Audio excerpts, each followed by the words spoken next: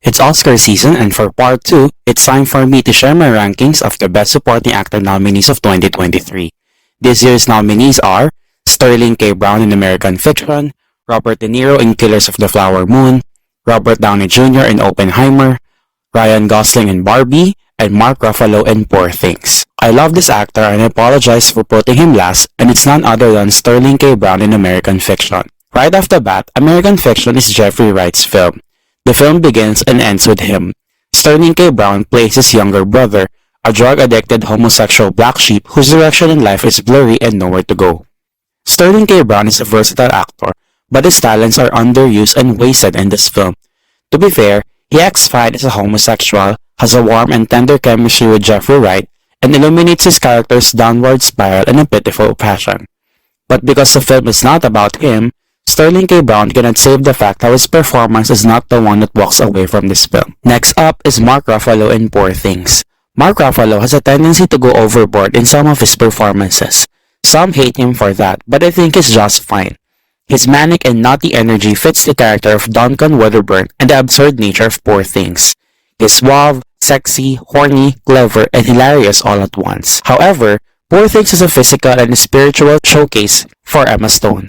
Despite what Mark Ruffalo brings to Duncan Wedderburn, he cannot escape the fact that he is an underwritten character who never elaborated his intentions with Bella Baxter. Okay, a very controversial pick to the point that he is the middle of my ranking is Robert Downey Jr. in Oppenheimer.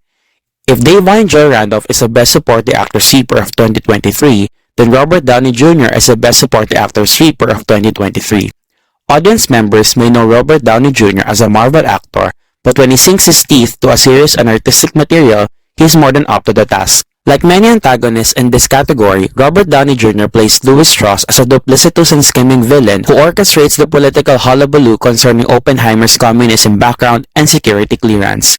I hated him in this film, and it's a testament to his talents how Robert Downey Jr.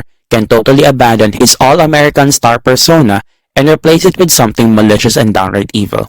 He is a thorn in Oppenheimer's side for the entire runtime, and the way Robert Downey Jr. denies his downfall in the final act is sublime. Definitely one of the highlights, if not the supreme highlight, of his career. The runner-up in this category is Ryan Gosling in Barbie. I mentioned in my review of America Ferrera's performance in Barbie that I am not an avid fan of the film, Greta Gerwig's direction, and Margot Robbie's performance because I all wanted to say something but ended up as undercooked and unsatisfying. Surprisingly, the one that walks away with the film, at least for me, is Ryan Gosling. Ryan Gosling sprinkles him with his bottomless magnetic charm. Like Jodie Foster in Nyad, Ken understands what it means to be consigned to be a literal supporter of the leading character to a world depriving him and his kind of authority and control. His childlike curiosity upon his immersion to the real world, irresistible urge to take over Barbieland, and his vocal pipes are just movie magic. And now, my Best Supporting Actor of 2023 is Robert De Niro in Killers of the Flower Moon. Killers of the Flower Moon is not about Robert De Niro's William King Hill. Leonardo DiCaprio is its de facto lead, and Lily Gladstone's Molly Burkhart, who is also a lead but with a sizable screen time compared to Leo, is its heart, soul, and conscience. However, in my humble opinion, it is Robert De Niro who takes in charge of everything else in this mammoth film. When it was announced that Robert De Niro would play Bill Hill, I was excited to see his approach to this unflashy and low-key character. It is so bewildering how an actor with an overpowering screen presence, such as Robert De Niro, can mute his usual shtick but be influential to the plot nevertheless. Like Louis Strauss in Oppenheimer, Bill Hill calmly but swiftly executes his plan to infiltrate and eventually murder Molly's family. Killers of the Flower Moon is not a whodunit because you know the masterminds and puppets in the first 5 minutes. But there is something explosive and creepy with the way Robert De Niro can switch from friendly to deadly in just 1 second. In a way, he's like Joe Pesci's character in The Irishman.